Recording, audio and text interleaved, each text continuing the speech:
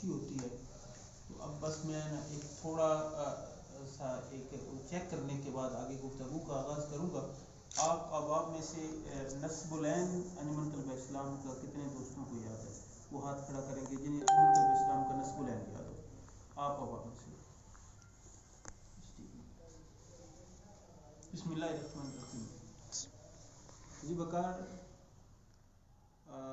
بلا تمہید بڑی سیدھی سیدھی کچھ باتیں کرنی ہیں، کچھ درد بانٹنے ہیں، کچھ انشاءاللہ آئندہ کا لایا عمل اور پلان تیار کرنا ہے. تقریر نہیں ہوگی، گفتگو ہوگی کہ انجمن طلبہ اسلام نے الحمدللہ 53 سال کمپلیٹ کر لی ہیں.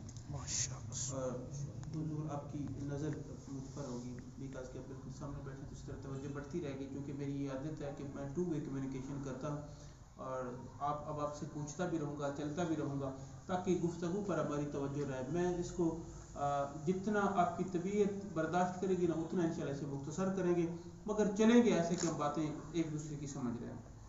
تو جی وقار انجمن طلبہ اسلام کو 53 سال ہو گیا. 1968 سے آپ سارے احباب جانتے ہیں کراچی سے اس کی بنیاد رکھی گئی. لیکن حقیقت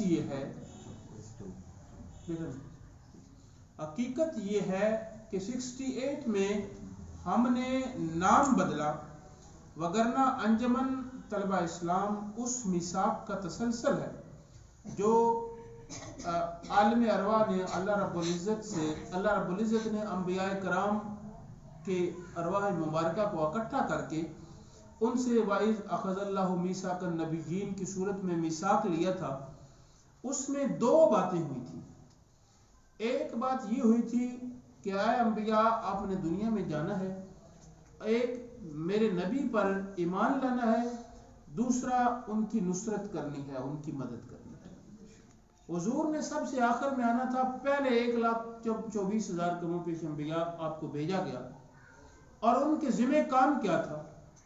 حضور کی بات کرنا، حضور کا نام لینا، حضور پر ایمان لانا، حضور سے محبت کرنا. یہ انبیاء کا کام تھا. اب چونکہ یہ معاملہ محبت کا تھا تو جہاں پر محبت ہوتی ہے وہ ایک بڑا پیارا مصرع ہے کہ ستم نہ ہو تو محبت کا کچھ مزہ ہی نہیں ہے. محبت ایسی چیز ہے جو نرم بستروں پر نہیں پنپتی. محبت ایسی چیز ہے کہ جو سکون اور پریم میں اپنی شاخیں نکالتی ہی نہیں. محبت کے لیے کانٹوں پر چلنا ضروری ہے، محبت کے لیے مارے کھانا ضروری ہے، محبت کے لیے تھوڑے وسائل میں زیادہ مسائل کو فیس کرتے ہوئے پھر بھی محبوب کا نام پکارنا یہ ضروری ہے. تو اسی وقت انبیاء کرام سے یہ عہد لے کر جب محبت کے ساتھ ان کو دنیا میں بھیجا گیا تو پھر ان کے لیے وسائل کم اور مسائل زیادہ رکھے گئے اور دنیا یہ نظارہ دیکھتی رہی. کبھی نار نمرود میں جناب ابراہیم علیہ السلام کی صورت میں، کبھی وہ کنعان کے کنویں میں پڑے گرتے جناب یوسف علیہ السلام کی صورت میں، کبھی آری کے نیچے چلتے جناب زکریا کی صورت میں.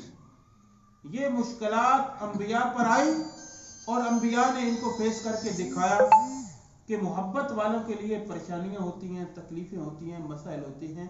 2-3 میں نے چیدہ نام لیے، وگرنہ انبیاء کی پوری ہسٹری، جناب سلیمان علیہ السلام جنہیں اللہ پاک نے بادشاہ دے دی اور انہیں اس صرف انسانوں کا نہیں جنوں کا بھی بادشاہ بنا دیا، ہواؤں کا بھی بادشاہ بنا دیا، پرندوں کا بھی بادشاہ بنا دیا، ہر چیز پر ان کی بادشاہت قائم تھی، لیکن امتحان کے بغیر انہیں بھی نہیں چھوڑا. وہ جو اس دنیا کے بادشاہ تھے امتحان لینے پہ آئے تو انہیں بھی ایک وہ مچھانی کی بھٹی میں آگ جلانا پڑی. تو یہ ایک کیونکہ طریقہ تھا اور وتیرہ تھا کہ محبت میں امتحان تھا. چلتے چلتے حضور نبی کریم رؤوف الرحیم صلی اللہ علیہ وسلم کی بعثت مبارک ہو گئی. آپ اس دنیا میں جلوہ افروز ہو گئے، آپ تشریف فرما ہو گئے. آپ کے آنے کے بعد خاتم النبیین کی مہر لگ گئی کہ اب کوئی نبی نہیں آئے گا، نبوت کا سلسلہ ختم ہو گیا ہے. تو جناب خاتم النبیین صلی اللہ علیہ وسلم کی آمد کے بعد جب نبوت کا سلسلہ ختم ہوا تو پھر وہ جو میثاق تھا اس کو نبھایا صحابہ کرام علیہ رضوان. پھر وہ محبت مصطفیٰ کا تحفہ صحابہ کرام کے سپرد ہوا، اور وہ جو محبت کا اصول تھا اور جو محبت کا دستور تھا اب وہ صحابہ کرام نے فالو کیا. وہ اصول اور دستور کیا تھا؟ مسائل زیادہ، وسائل کم، محبت کے ساتھ مشکلوں کے سامنے چلتے جانا. یہ طریقہ جو انبیاء کا تھا اب وہ صحابہ کرام کے سپرد ہوا، اور صحابہ کرام اس کو نبھانے لگے. اور پھر جیسے میں نے انبیاء کی بات کی، آپ صحابہ کی زندگیاں پڑھ لیں. کہیں تپتی ریت پر کوڑے کھا کر بلال سے بلال کا مالک کہتا کہ اب بتا، تو بلال پکارتا احد احد. وہ اور زور سے مارتا اور پوچھتا کہ اب بولے گا، تو بلال کہتا بولنے کا مزہ کیا پا رہا ہے. وہ جنگ بدر میں یہ چشم عالم نے نظارہ دیکھا کہ ایک طرف 313 ہیں، سواریاں نہیں ہیں، تلواریں بہت کم مقدار میں، بھوک اور پیاس سے ستائے ہوئے 313 صحابی رسول ہیں. دوسری طرف ہزاروں کی تعداد میں کفار کے لشکر ہیں. مگر جی وقار محبت نے اپنے ہونے کا ثبوت دیا اور ثابت قدم رہی، اور اللہ نے اسے سرفراز کیا. اسی طرح جنگ احد میں صحابہ کرام نے اسی بات کا نمونہ پیش کیا. چلتے چلتے بات کربلا تک آئی، اور کربلا میں محبت نے یہ ثابت کیا کہ یہ جو محبت ہوتی ہے نوکے نیزہ پر بھی چڑھ کر بولنے سے باز نہیں آتی. اور نوکے نیزہ پر بھی حضور کی نعت قرآن پڑھ کر آقا حسین نے یہ ثابت کیا کہ یہ جو میثاق محبت ہے یہ محبت والے نبھاتے رہیں گے.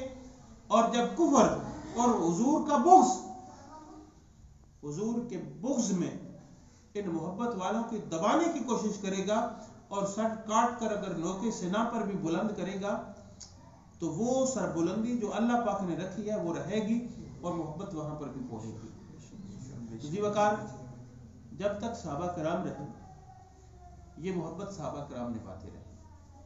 اس کے بعد صحابہ کا سلسلہ ختم ہو گیا. حضور کی زیارت کرنے والا ہی صحابی ہونا تھا.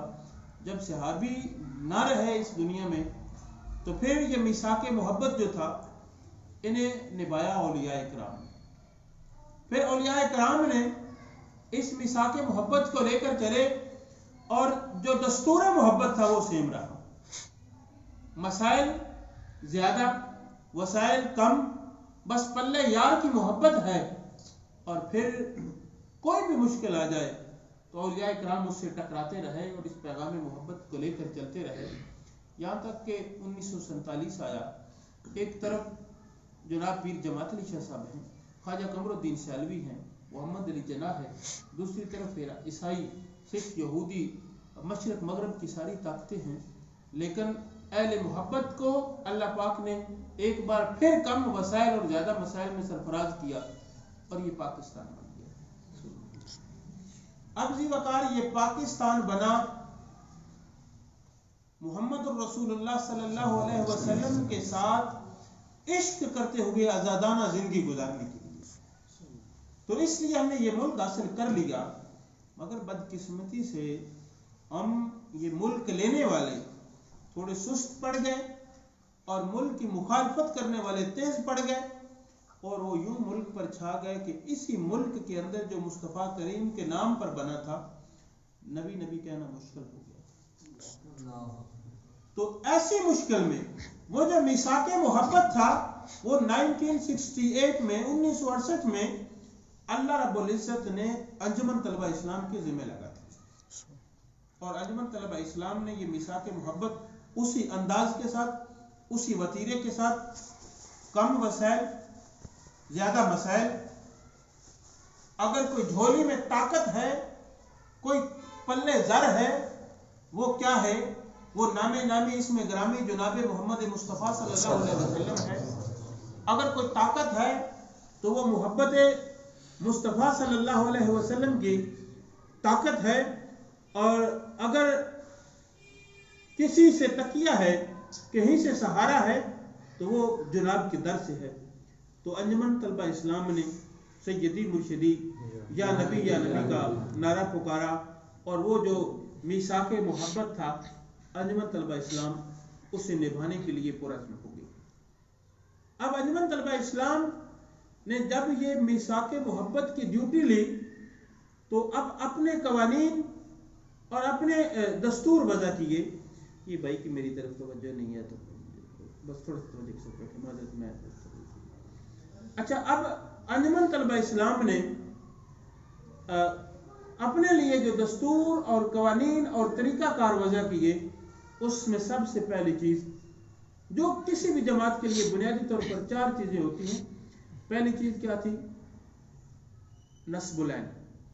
تو انجمن طلبہ اسلام نے نصب العین، اب ہمارا وہ میں نے اس لیے پوچھا کہ کہیں پر بڑے تربیتی یونٹ ہوتے ہیں، ان تربیتی یونٹوں میں کیا ہوتا ہے، ان لوگوں کو اپنا نصب العین بھی یاد ہوتا ہے، انہیں اپنا کام بھی یاد ہوتا ہے، انہیں اپنے مسائل بھی یاد ہوتے ہیں، اور انہیں کام کرنے کا طریقہ اور انداز بھی یاد ہوتا ہے۔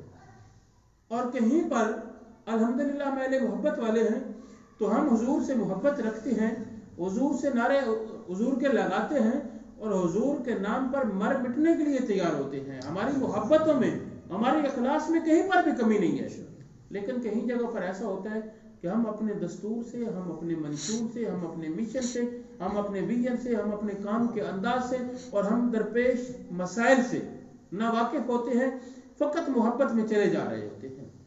تو وہاں پر پھر میں نے وہ چیک کرنے کے لیے یہ دیکھا تو یہ وہی انداز تھا جو سیکنڈ والا ہے، وگرنہ یہ جو نصب العین ہے یہ ہمارے سامنے لکھا ہوا لگا ہوا ہے۔ طلبہ میں اسلامی کو بیدار کرنا جو کہ ان کے قلوب میں عشق مصطفیٰ صلی اللہ علیہ وسلم کی شمع افروز کیے بغیر ناممکن ہے۔ تو یہ انجمن طلبہ اسلام نے اپنا نصب العین دیا، اور اس کے لیے ہم سمجھتے ہیں کہ یہ نصب العین جو ہے کلمے کی اعلیٰ شان ہے۔ یہ ان کے ساتھ تو نہیں ملا سکتے، لیکن ہم ATI والے یہ سمجھتے ہیں کہ جسی طرح کلمہ یاد ہونا ضروری ہے، ہمیں اپنا نصب العین جو ہے یہ یاد ہونا ضروری ہے۔ ٹھیک ہے، آپ تمام احباب جو ہے وہ اس نصب العین کو یاد کریں گے، وگرنہ تو میں جب پر نہیں یاد ہو وہ دوستوں کو یاد کروا کر آگے چلتا ہوں۔ اب ٹائم کیونکہ کم ہے، باتیں بہت ساری کرنی ہیں، تو اس لیے انجمن طلبہ اسلام نے جو نصب العین دیا وہ کیا دیا کہ عشق مصطفیٰ۔ ٹھیک ہے، تو یہ ہمارا نصب العین تھا۔ اس میں بات کن کی ہوئی؟ جناب رسول اللہ صلی اللہ علیہ وسلم۔ اب اس کے بعد دوسری چیز ہوتی ہے مونوگرام۔ مونوگرام کیا ہوتا ہے؟ شناختی علامت۔ جیسے ہمارے شناختی کارڈ پر لکھا ہوتا ہے کہ شناختی علامت دائیں رخسار پر تل کا نشان، کوئی ایک چیز جس سے وہ دور سے پہچانا جائے کہ یہ فلاں۔ اب مونوگرام جو انجمن طلبہ اسلام نے دیا وہ یہ جو پرچم پر لگا سیدی یا رسول اللہ کا آپ کو نظر آ رہا ہے مونوگرام، یہ میرے سینے پر بیج لگا ہوا ہے، آپ دوستوں نے مجھے لگا رکھیں گے، تو یہ سیدی یا رسول اللہ انجمن طلبہ اسلام نے اپنا مونوگرام دیا۔ اب پہلا نصب العین تھا، نصب العین میں بات کن کی؟ عشق مصطفیٰ کی، جناب رسول اللہ کی۔ اب یہ نصب العین آیا سیدی یا رسول اللہ، تو بات کس کی؟ جناب رسول اللہ صلی اللہ علیہ وسلم کی۔ اب تیسری چیز جو ہوتی ہے وہ ہوتی ہے سلوگن، جسے ہم نعرہ کہتے ہیں۔ ہر جماعت اپنا نعرہ لے کر آتی ہے، جیسے میں کہوں گا روٹی کپڑا اور مکان، اب تمام اب آپ کو پتہ چل جائے گا کہ یہ کس کا نعرہ ہے، کس کا نعرہ ہے؟ پیپلز پارٹی کا۔